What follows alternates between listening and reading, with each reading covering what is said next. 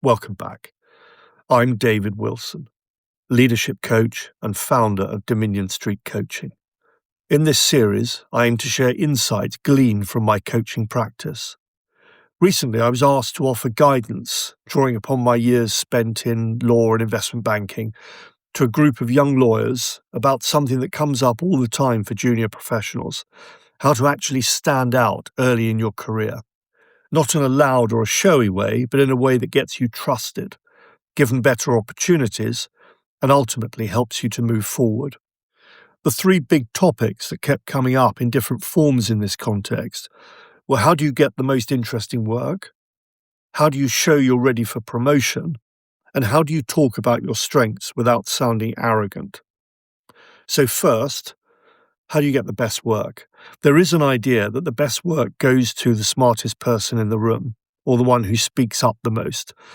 But honestly, that's not usually how it works. More often, it goes to the person that the senior people can trust. And that's it. Trust is a deciding factor here. If you want to be in the running for those high-profile projects, you want to become what senior people think of as a safe pair of hands. Someone who delivers, doesn't create drama, and can handle things without constant supervision. So how do you get there? Well, it starts with consistency. Just doing what you say you'll do, doing it well, and on time. It sounds basic, but it really does build your reputation quickly. Then there's anticipation. Try to think one step ahead. What could go wrong here? What might this person need next? Even small things like flagging a risk early can make a big impression. And then communication, keeping people in the loop, early and clearly. No one likes surprises, especially senior leaders. And something else that really does help is showing you understand the bigger picture, not just what you're doing, but why it matters. So ask questions. What does success look like here? Why is this project important? What are the trade-offs? And when you show that kind of awareness, people start to see you differently, not just as someone who completes tasks, but someone who really gets it, really understands the bigger context. And that's when the interesting work starts coming your way. The next topic was: how do you show that you're ready to step up? You feel you're ready for more, but how do you actually show that to the seniors? The biggest mindset shift here is that you don't wait for the promotion to act at the next level. You start acting at the next level before the promotion. That's what gets you promoted. So instead of just doing your assigned tasks, start looking a bit wider. Where are things inefficient? Where are the gaps? Where are the risks? And when you spot something, don't just raise it, suggest a way forward. That alone makes a huge difference.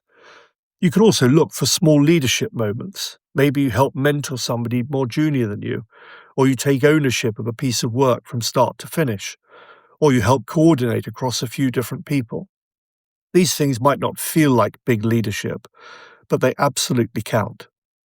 And it's also okay to talk about your ambitions, but just keep it grounded, focusing on your initiative and your openness to feedback. And generally people, particularly senior people, respond well to that combination of someone who's proactive but also willing to learn. And the third point that people particularly struggle with is how to talk about what you're good at, because no one wants to come across as arrogant. The trick here, though, is to stop thinking of it as self-promotion and start thinking of it as sharing useful information.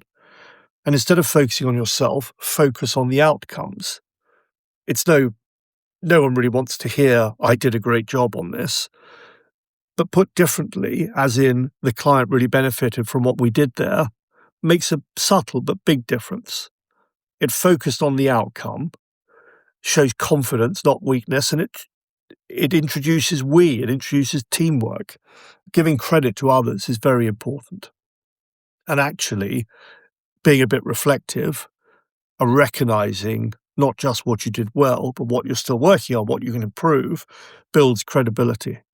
At the end of the day, visibility isn't arrogance, it's clarity. And the key point to remember is if people don't know what you've done, they can't support you or advocate for you. And also, remember, if you're worried about this issue yourself, you're likely going to have to move light years from your own current approach before anyone starts to think you're blowing your own trumpet. So to wrap up, making an impact early in your career really comes down to a few key points: being reliable and building trust, thinking and acting at the next level, and making sure your work is visible in the right way. If you can do those three things consistently, you'll naturally start to see more opportunities come your way. Thanks for listening.